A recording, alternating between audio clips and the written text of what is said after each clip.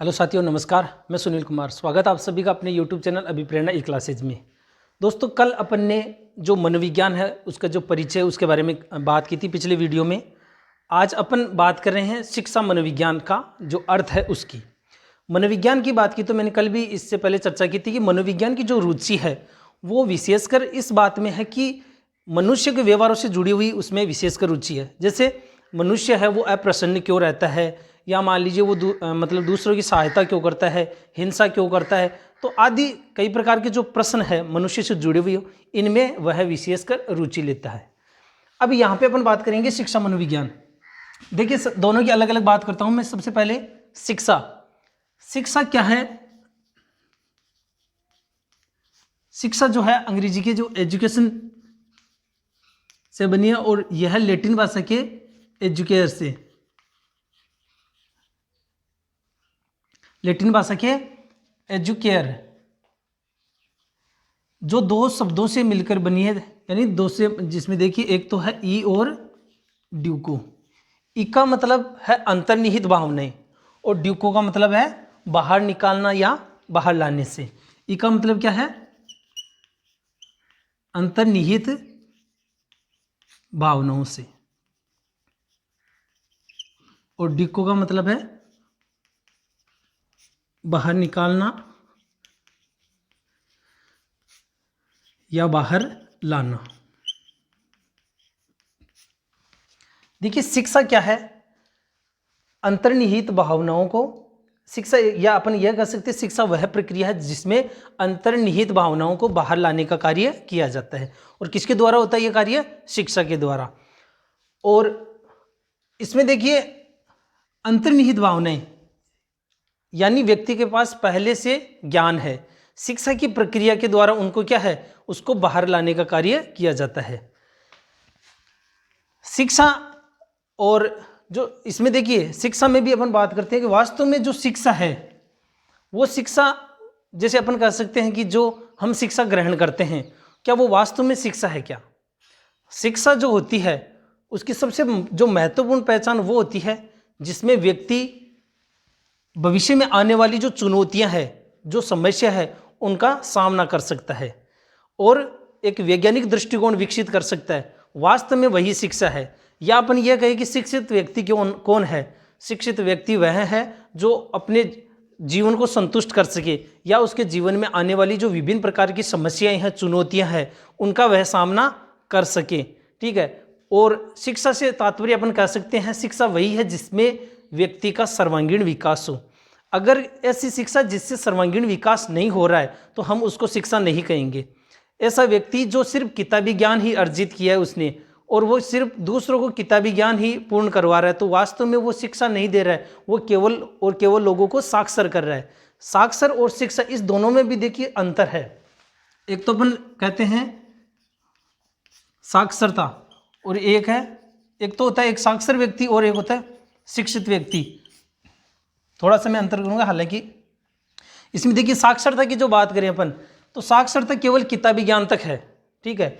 लेकिन शिक्षित व्यक्ति जो है वो अपने, उसका सर्वांगीण विकास हो जाता है, यानी उसका जीवन का जो अच्छा निर्माण है वो किसके द्वारा संभव है? वो अच्छी शिक्षा के द्वारा संभव है, ठीक है। इसके अलावा जैसे व्यक्ति का वैज्ञानिक दृष्टिकोण विकसित होना, जीवन में आने वाली जो विभिन्न प्रकार की समस्याएं हैं, चुनौतियां हैं, उनको सामना करना, ये कौन कर सकता है? जो व्यक्ति शिक्षित है वही ऐसा कर सकता है। तो दायरा जो है शिक्षा का व्यापक है, साक्षरता एक सीमा तक है। कई बार अपन देखते हैं कि पहले के जो बड़े बुजुर्ग थे वो साक्षर नहीं थे, लेकिन क्या है, वो सही और गलत में विभेद कर सकते थे, उनमें तार्किक क्षमता अच्छी थी, तो उनको अपन क्या कहेंगे? शिक्षित व्यक्ति। लेकिन आज व्यक्ति अपन देख रहे हैं, अधिकतर व्यक्ति आज अपने देश में अगर शिक्षा मनोविज्ञान की बात करें, उस दृष्टिकोण से अगर अपन देखें, तो अधिकतर 80% लोग मैं समझूंगा कि साक्षर ही है, शिक्षित नहीं है, ठीक है। क्यों? क्योंकि हम अपने आप को खूब पढ़ा लिखा मानते हैं, लेकिन हम तर्क वितर्क नहीं कर पाते हैं, हम सही और गलत में विभेद नहीं कर पाते हैं, हम वैज्ञानिक दृष्टिकोण नहीं रख पाते हैं, तो कुल मिलाकर अपन ये कहेंगे कि हम शिक्षित नहीं है। तो ये मैंने थोड़ा सा मुख्य अंतर बताया इसमें। अब देखिए अपन बात करते हैं इसमें, गांधी जी ने भी क्या कहा था कि शिक्षा क्या है? शरीर, मस्तिष्क और आत्मा के सर्वांगीण विकास से। शिक्षा से मेरा तात्पर्य है शरीर, मस्तिष्क एवं आत्मा के सर्वांगीण विकास से। और इसके अलावा अपन बात करें, जैसे मैं परिभाषा लिख देता हूँ सभी की, या तो मेरे हिसाब से ये ठीक रहेगा, मैं लिख ही देता हूँ इसमें। गांधी जी ने क्या कहा था? शिक्षा से मेरा तात्पर्य शरीर, मस्तिष्क एवं आत्मा के सर्वांगीण विकास से है।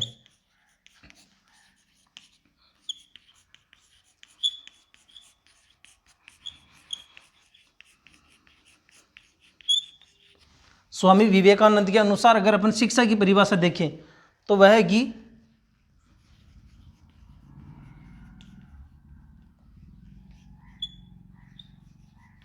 मनुष्य में पूर्व निहित पूर्णता को अभिव्यक्त करना ही शिक्षा है। मनुष्य में पूर्व निहित पूर्णता को अभिव्यक्त करना ही शिक्षा है।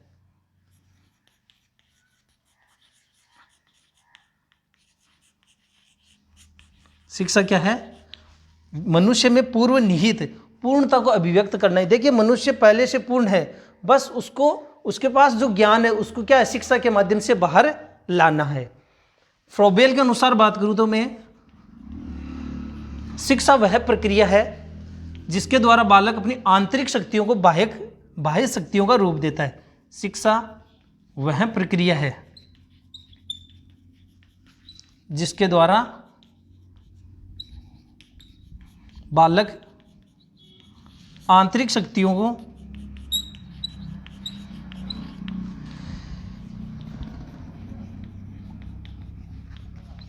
बाह्य शक्तियों का रूप देता है।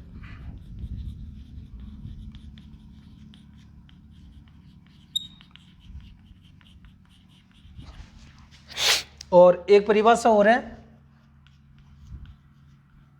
फ्रेंडसन की। फ्रेंडसन की परिभाषा क्या है शिक्षा की? उसके अनुसार शिक्षा से मेरा तात्पर्य है व्यक्ति और समाज।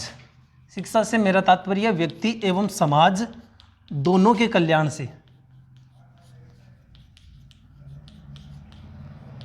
दोनों के कल्याण से। बहुत अच्छी परिभाषा ये। शिक्षा क्या है? शिक्षा वह है जिससे व्यक्ति का भी कल्याण हो और समाज का भी कल्याण हो। वास्तव में उसे ही हम शिक्षा कह सकते हैं। अगर ये चीज़ नहीं हो रही तो वो शिक्षा नहीं है।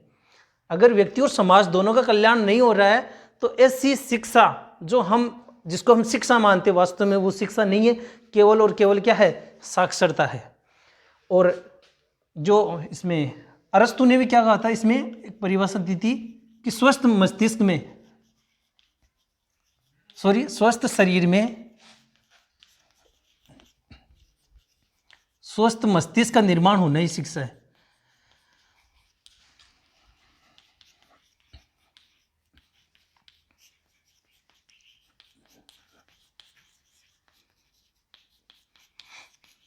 तो ये देखिए, मुख्य रूप से जो शिक्षा से संबंधित जो परिभाषाएं हैं विद्वानों की, उनकी जो परिभाषा है वो मैंने बता दी है। तो वास्तव में अपन शिक्षा और साक्षरता, इस चीज़ में अपन को फर्क समझना पड़ेगा। जिस दिन अधिकतर लोग शिक्षित हो जाएंगे उस दिन हमें बदलाव देखने को मिलेगा।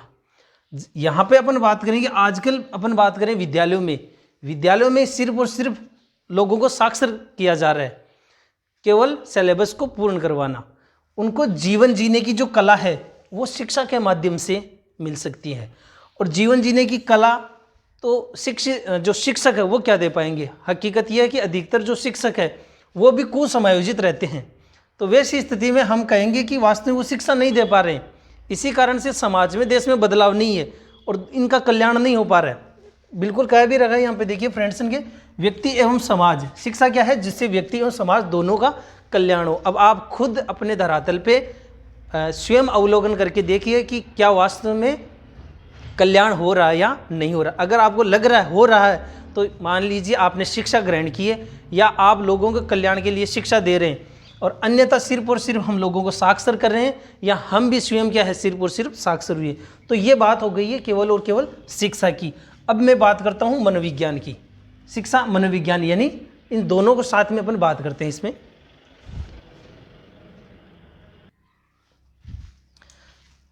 देखिए, अपन ने शिक्षा की बात कर ली, अब अपन बात करते हैं शिक्षा मनोविज्ञान। कल अपन ने केवल मनोविज्ञान की बात की थी, इसके बाद में मैंने अलग से शिक्षा की बात कर ली है यानी एजुकेशन है वो ई और ड्यूको है और लैटिन भाषा के एजुकेशन से बना है।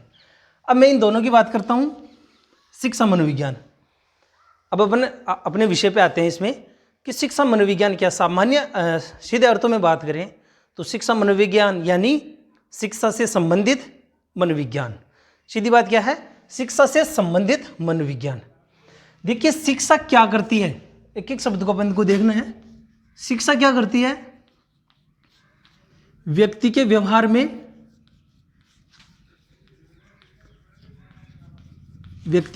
में परिमार्जन का कार्य करती है। व्यक्ति के व्यवहार में परिमार्जन या अपन कह सकते हैं सुधार। और मनोविज्ञान क्या करता है, मैंने कल भी बात की थी जो पिछले वीडियो में। मनोविज्ञान क्या करता है, व्यक्ति के व्यवहार का अध्ययन।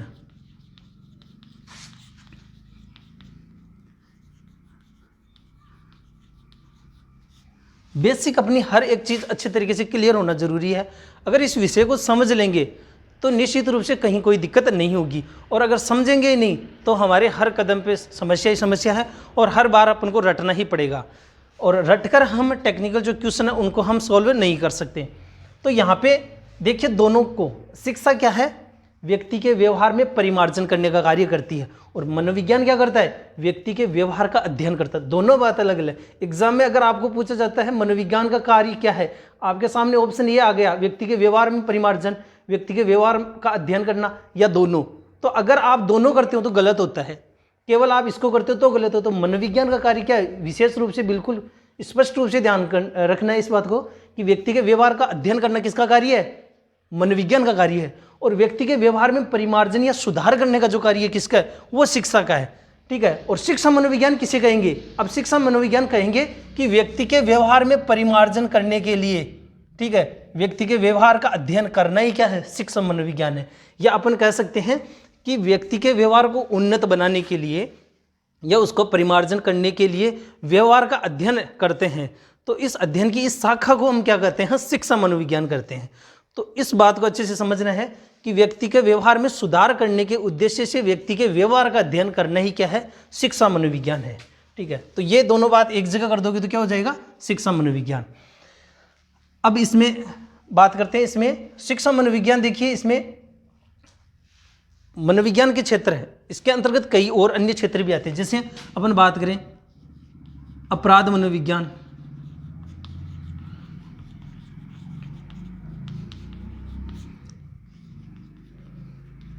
बाल मनोविज्ञान हो चाहे औद्योगिक मनोविज्ञान।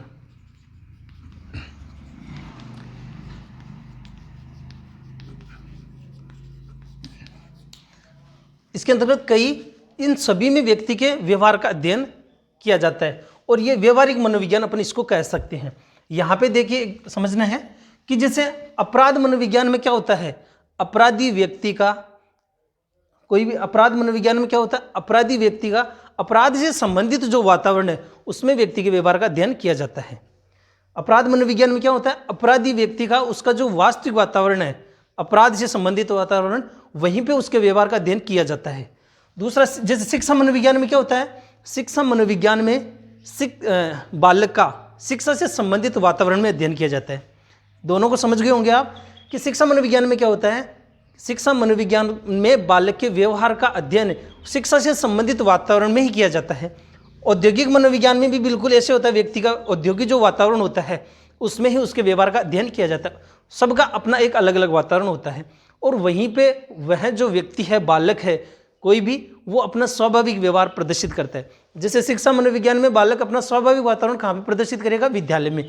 तो उस बालक के व्यवहार का अध्ययन कहाँ पे किया जाएगा, विद्यालय में किया जाता है।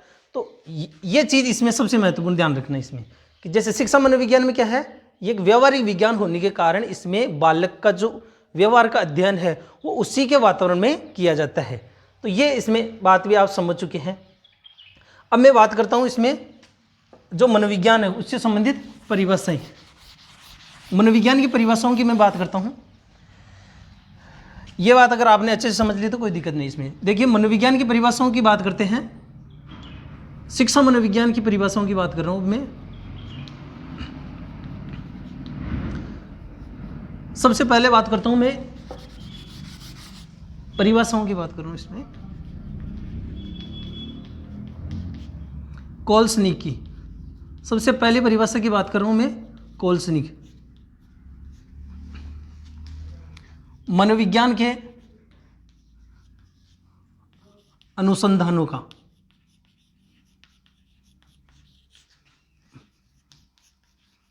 शिक्षा के क्षेत्र में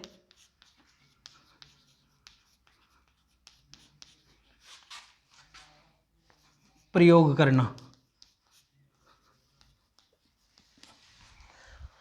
मनोविज्ञान के जो अनुसंधान है सिद्धांतों का, ठीक है, जो भी सिद्धांत मनोविज्ञान के अनुसंधान कहते हैं, अपन कह सकते हैं सिद्धांतों का शिक्षा के क्षेत्र में प्रयोग करना ही क्या है, शिक्षा मनोविज्ञान है। देखिए मनोविज्ञान के जो भी नियम है, सिद्धांत बने हुए, उनको शिक्षा के क्षेत्र में काम मिलेंगे तो वो क्या कहलाएगा, शिक्षा मनोविज्ञान। मनोविज्ञान के सिद्धांतों को अपराध से संबंधित क्षेत्र में काम मिलेंगे तो वो अपराध मनोविज्ञान हो गया।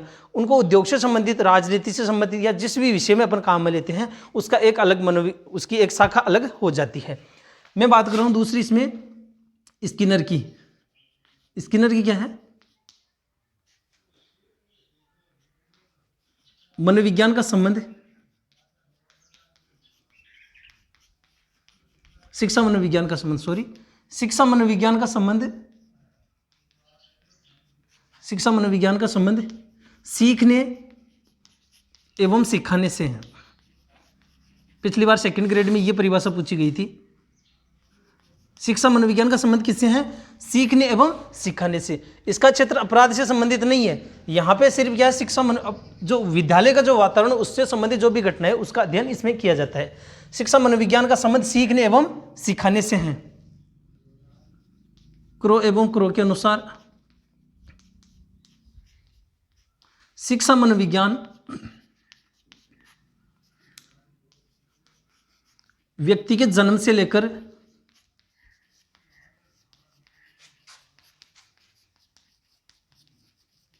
वृद्धावस्था तक सीखने संबंधी अनुभवों का वर्णन एवं व्याख्या करती है। शिक्षा मनोविज्ञान व्यक्ति के जन्म से लेकर वृद्धावस्था तक सीखने संबंधी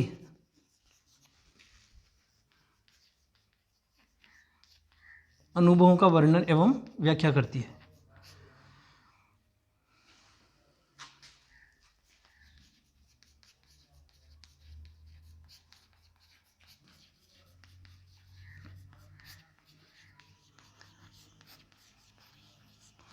एक परिभाषा और है पील महोदय के अनुसार शिक्षा मनोविज्ञान क्या करती है, बालक के विकास को समझने,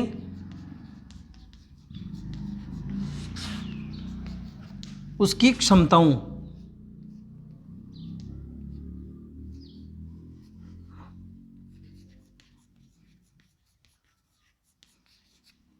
एवं सीखने की प्रक्रिया का अध्ययन किया जाता है।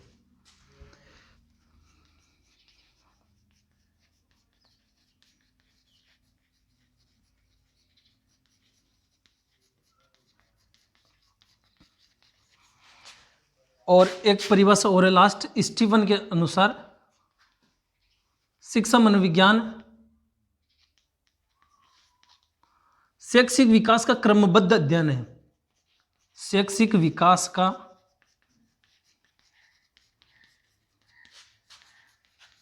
क्रमबद्ध अध्ययन है। तो ये परिभाषा हो गई। कॉल्सनी के अनुसार शिक्षा मनोविज्ञान क्या है, मनोविज्ञान के जो अनुसंधान एवं सिद्धांतों का शिक्षा के क्षेत्र में प्रयोग करना ही शिक्षा मनोविज्ञान है। स्किनर के अनुसार मनोविज्ञान का संबंध सीखने एवं सिखाने से है। सीखने एवं सिखाने से संबंधित स्किनर की परिभाषा। क्रो एवं क्रो के अनुसार मनोविज्ञान व्यक्ति के जन्म से लेकर वृद्धावस्था तक सीखने संबंधी अनुभवों का वर्णन एवं व्याख्या करती है। पील महोदय के अनुसार शिक्षा मनोविज्ञान व्यक्ति के विकास को समझने और उसकी क्षमताओं, यानी वो किस सीमा तक सीख सकता है, क्या कर सकता है, क्या नहीं कर सकता है, इन सब चीज़ों को समझने का जो अध्ययन है किसमें, शिक्षा मनोविज्ञान में। और अंतिम परिभाषा स्टीफन के अनुसार शिक्षा मनोविज्ञान शैक्षिक विकास का क्रमबद्ध अध्ययन है। तो ये शिक्षा मनोविज्ञान की बात हो गई, उसकी परिभाषा की बात हो गई। शिक्षा मनोविज्ञान में मैंने क्या कहा, व्यक्ति के व्यवहार में परिमार्जन करने के लिए व्यक्ति के व्यवहार का अध्ययन करना ही क्या है, शिक्षा मनोविज्ञान है। तो अब आप आगे अपन बात करते हैं शिक्षा मनोविज्ञान की जो प्रकृति है वो क्या है।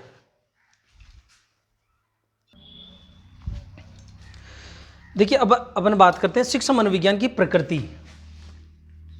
अपने शिक्षा और मनोविज्ञान इन दोनों को अलग अलग और इन दोनों को साथ भी अपन ने पढ़ लिया। यहाँ तक पहुँचने के बाद में आप इस चीज़ को समझ चुके होंगे कि शिक्षा मनोविज्ञान की प्रकृति कैसी है। देखिए शिक्षा मनोविज्ञान की प्रकृति कैसी है, वैज्ञानिक है। मैंने इससे जो फर्स्ट वीडियो था उसमें मैंने बताया भी था कि दर्शन शास्त्र में जब मनोविज्ञान था अपन कह सकते हैं, या मनोविज्ञान से पहले दर्शन शास्त्र की स्थिति में था आत्मा या मन, तो वहाँ पे उसको वैज्ञानिक नहीं माना गया। आज मनोविज्ञान की जो प्रकृति है वैज्ञानिक होने का सबसे बड़ा कारण क्या है कि मनोविज्ञान अपनी खोजों के लिए विज्ञान पर निर्भर है। मनोविज्ञान अपनी खोजों के लिए, या यूँ कह सकते हैं, वैज्ञानिक विधियों का प्रयोग करते हैं और उन निष्कर्षों के आधार पर ही मनोविज्ञान में समस्या का समाधान होता है। ठीक है, जिस तरह वैज्ञानिक है किसी भी समस्या का अच्छी तरीके से निरीक्षण करते हैं, अच्छी तरीके से परीक्षण करते हैं, उसके आधार पर एक निष्कर्ष निकालते हैं और उन निष्कर्षों के आधार पर एक नियम का निर्माण करते हैं या उसका एक सामान्य नियम का प्रतिपादन करते हैं। ठीक वैसे ही शिक्षा मनोविज्ञान में भी शिक्षक अपन कह सकते हैं उसकी जो शिक्षा से संबंधित समस्या है उसका अच्छी तरीके से विश्लेषण करता है और उन विश्लेषण के आधार पर ही वह किसी न किसी समस्या का समाधान करता है और एक नियम का निर्माण करता है ताकि भविष्य में उससे संबंधित कोई भी समस्या हो तो उसके आधार पर समस्या का समाधान किया जा सके। तो आप इस बात को अच्छे से समझ चुके हैं कि शिक्षा मनोविज्ञान की प्रकृति कैसी है, वैज्ञानिक है। शिक्षा मनोविज्ञान की प्रकृति कैसी है, वैज्ञानिक है। अभी इसके अलावा भी अपन बात करें कि देखिए अन्य कई कारणों की भी बात करते हैं कि शिक्षा मनोविज्ञान की जो प्रकृति है वो वैज्ञानिक क्यों है। देखिए सबसे पहले मैं बात करूंगा कि शिक्षा मनोविज्ञान में क्या है, आज के समय में व्यक्ति के व्यवहारिक पक्ष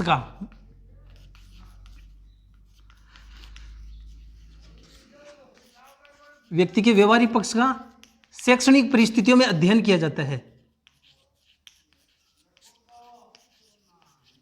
शैक्षणिक परिस्थितियों में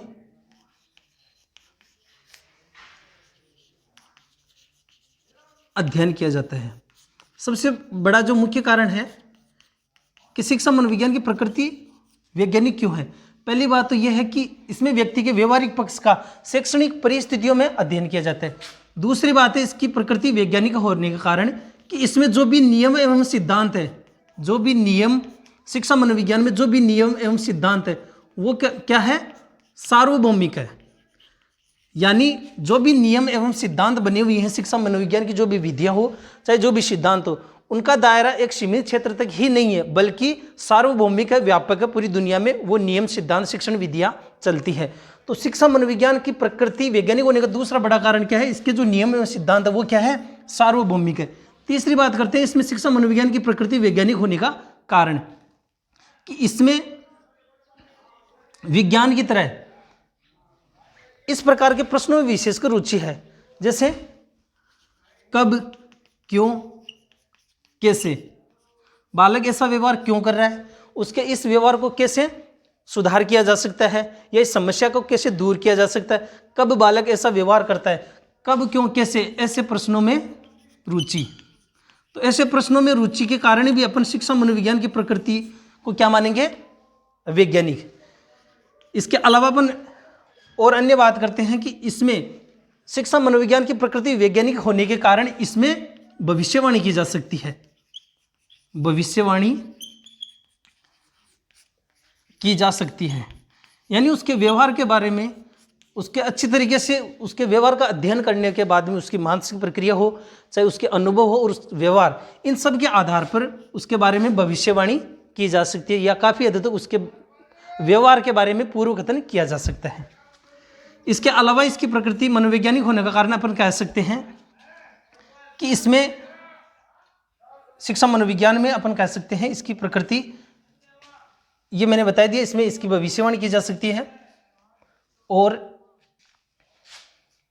हाँ, जिस तरह विज्ञान में हम ये मानते हैं कि प्रत्येक घटना के पीछे कोई ना कोई कारण होता है, प्रत्येक घटना के पीछे कोई ना कोई कारण होता है। विज्ञान में हम इस बात को मानते हैं कि विज्ञान साइंस ये मानती है कि प्रत्येक घटना है उसके पीछे कोई ना कोई कारण अवश्य है। ठीक वैसे मनोविज्ञान भी इस बात को स्वीकार करती है कि बालक का कोई भी व्यवहार है, चाहे वो विद्यालय में देरी से आ रहा है या वो जल्दी जा रहा है या मान लीजिए विद्यालय में नहीं आ रहा है, होमवर्क नहीं कर रहा है या शरारत कर रहा है, जो भी व्यवहार कर रहा है उसके पीछे मनोविज्ञान भी ये बात मानता है कि प्रत्येक घटना के पीछे कोई ना कोई कारण है। जिस शिक्षक को शिक्षा मनोविज्ञान का ज्ञान होगा वो उस कारण तक निश्चित रूप से पहुंचेगा। तो इस कारण भी शिक्षा मनोविज्ञान की प्रकृति को हम क्या कहेंगे, वैज्ञानिक।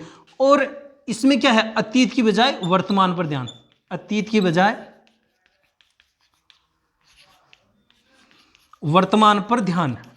जिस तरह विज्ञान में क्या है, अतीत की बजाय वर्तमान पर ध्यान केंद्रित किया जाता है, ठीक वैसे मनोविज्ञान में भी यही चीज है, उसमें भी क्या है, अतीत की बजाय वर्तमान पर ध्यान दिया जाता है। तो इन सब बातों का आप अच्छे से समझ चुके हैं कि शिक्षा मनोविज्ञान की जो प्रकृति है वो कैसी है, वैज्ञानिक है, और क्यों है वो भी मैंने यहाँ पे आपको बता दिया। क्योंकि इसमें क्या है, व्यवहारिक पक्ष का, व्यक्ति के व्यवहारों का शैक्षणिक परिस्थिति में अध्ययन किया जाता है। इसमें जो नियम एवं सिद्धांत है वो सार्वभौमिक होते हैं।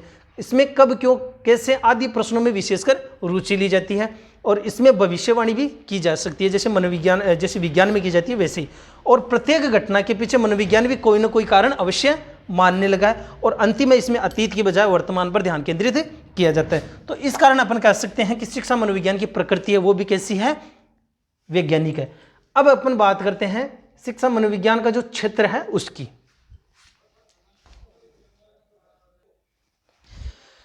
देखिए, शिक्षा मनोविज्ञान की जो प्रकृति है उसके बारे में अपन ने बात कर ली। अब अपन बात करते हैं इसका जो क्षेत्र है, शिक्षा मनोविज्ञान का जो क्षेत्र है या उसका जो दायरा है उसमें क्या क्या चीजें आती है। देखिए, मुख्यतः मैं बात करूंगा इसमें, एक तो होता है, अपन कह सकते हैं बालक के जीवन को समृद्ध करना, बालक के जीवन को समृद्ध करने से संबंधित इसका क्षेत्र, या अपन कह सकते हैं विकास, बालक के जीवन को समृद्ध करना एवं उसमें विकास करना। और दूसरी बात अपन कह सकते हैं शिक्षा मनोविज्ञान का जो क्षेत्र है इसमें शिक्षण की प्रभावशीलता या अपन कह सकते हैं गुणवत्ता को बढ़ाना, प्रभावशीलता को बढ़ाना, यह मुख्य बात है। इसमें शिक्षा मनोविज्ञान का जो क्षेत्र है वो किन किन चीजों से जुड़ा हुआ है। पहली चीज तो यह है कि बालक के जीवन को समृद्ध कैसे किया जाए, उसका विकास कैसे किया जाए। और दूसरी सबसे बड़ी बात है कि एक शिक्षक के लिए भी एक चुनौती है, तो उसमें शिक्षा मनोविज्ञान के ज्ञान के द्वारा वह शिक्षण को और अधिक प्रभावशाली कैसे बना सके। तो इसके क्षेत्र के अंतर्गत मैं बात करूंगा। सबसे पहले देखिए, शिक्षा मनोविज्ञान केवल और केवल बालक के व्यवहार का अध्ययन करना नहीं है। शिक्षा मनोविज्ञान का अगर ज्ञान होगा तो एक बालक ज़्यादा से ज़्यादा सीख सकेगा और एक शिक्षक अच्छे तरीके से सिखा सकेगा। तो शिक्षा मनोविज्ञान शिक्षक और विद्यार्थी जो है दोनों के लिए ही है। तो इसमें पहले बात करते हैं अपन बालक की विशेष योग्यताओं का अध्ययन। सबसे पहले बात करते हैं अपन विशेष योग्यताओं का अध्ययन। मैं बात करता हूँ इसके क्षेत्र की।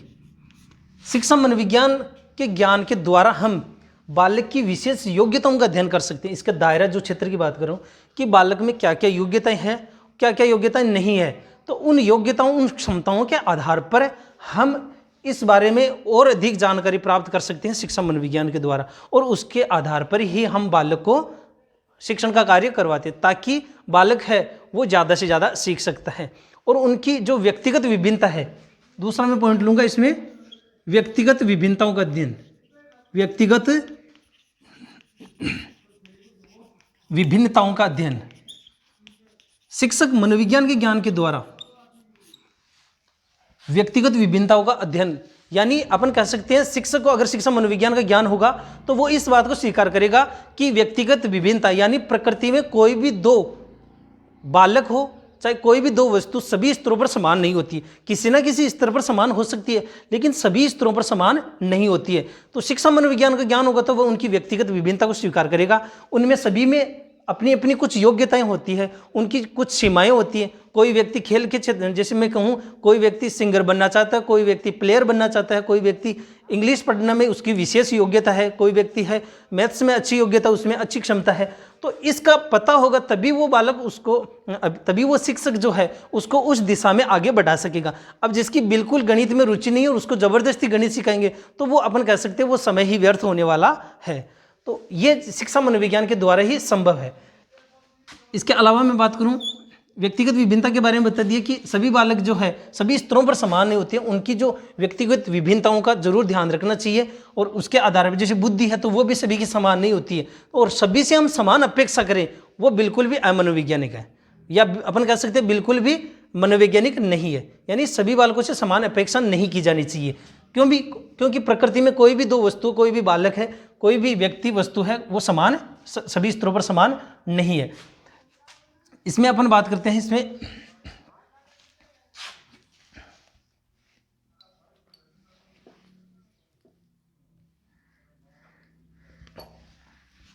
तीसरा, इसमें मनोशारीरिक तत्वों का अध्ययन, मनोशारीरिक तत्वों का अध्ययन शिक्षा मनोविज्ञान के ज्ञान के द्वारा। देखिए मनोशारीरिक यानी दोनों, मन और शरीर, यानी वह आंतरिक रूप से कैसा है या उसके जो गुण कैसे हैं और शारीरिक रूप से कैसा है। शिक्षक को अगर शिक्षा मनोविज्ञान का ज्ञान होगा तो वह मनोशारीरिक तत्व, यानी मान लीजिए कोई बालक अपन कह सकते हैं बौद्धिक रूप से कैसा है, वो प्रेरित है या नहीं है, इस बात का वह शिक्षक ध्यान रखेगा। और दूसरी बात है शारीरिक पक्ष का, जैसे मान लीजिए उसको लगता है कि मैंने 3 घंटे 4 घंटे लगातार पढ़ा दिए, तो एक शिक्षा मनोविज्ञान का ज्ञान होगा तो वो शिक्षक उनको ये समझेगा कि उनको थकान हुई है तो वो उनको आराम करने का समय भी देगा। तो मनोशारीरिक तत्वों का भी इस क्षेत्र में अध्ययन किया जाता है। इसके अलावा अभिवृद्धि एवं विकास, अभिवृद्धि एवं विकास, देखिए विकास की प्रत्येक अवस्थाओं के साथ बालक की जो सीखने की जो क्षमताएं हैं वो भी बढ़ती है। जैसे अपन बात करते हैं इसमें एक शिक्षक को शिक्षा मनोविज्ञान का ज्ञान होगा तो उसको अभिवृद्धि एवं विकास के बारे में भी उसको जानकारी होगी। अभिवृद्धि एवं विकास के आधार पर उसको यह रहेगा किस अवस्था में बालक को किस तरीके से पढ़ाया जाना चाहिए, कौन सी शिक्षण विधियां काम में ली जानी चाहिए। जैसे शिशुअवस्था में अपन बात करते हैं जन्म से 6 वर्ष, यहाँ पे बालक को खेल विधि के माध्यम से उसको शिक्षा दी जानी चाहिए, ठीक है। और यहाँ पे जो व्याख्यान विधि है वो ज़्यादा सहायक नहीं है। तो ये कब होगा, जब एक शिक्षक को शिक्षा मनोविज्ञान का ज्ञान होगा। इसके अलावा अपन बात करें, जैसे मान लीजिए उसको उसकी जो अवस्था है उससे पहले ही हम उसको सिखा रहे हैं। जैसे मान लीजिए एक 5 वर्ष का बच्चा है और उसको हम 10 वर्ष की जो पाठ्य सामग्री पढ़ा रहे हैं तो वो भी अमनोवैज्ञानिक होगा। तो यहाँ पे इन सब चीज़ों का भी सबसे ज़्यादा प्रभाव पड़ता है। नेक्स्ट मैं बात करता हूँ शिक्षण विधियों। शिक्षण विधियों में भी यह सहायक है, शिक्षण विधियों में भी सहायक है। तो ये इसके अंतर्गत हो गया, ठीक है। व्यक्तिगत विभिन्नता हो गई है, ठीक है। इसके आधार पर बालकों को आत्म अनुशासन कर सकता है, शिक्षक जो है आत्म अनुशासित कर सकता है। तो ये शिक्षा मनोविज्ञान के मुख्यतः अपन बात करते हैं क्षेत्र के अंतर्गत हो गए। तो जो भी चैनल पे नए हैं, आज का जो वीडियो कैसा लगा आप अपने कमेंट जरूर करें, और चैनल पे जो भी नए हैं अगर वीडियो आपको अच्छा लगे तो चैनल को जरूर सब्सक्राइब करें। और अपना जो शिक्षा मनोविज्ञान का जो पहला यूनिट है वो कंप्लीट हो चुका है। इसके बाद में कल अपन अगला जो दूसरा टॉपिक है वो लेंगे। धन्यवाद।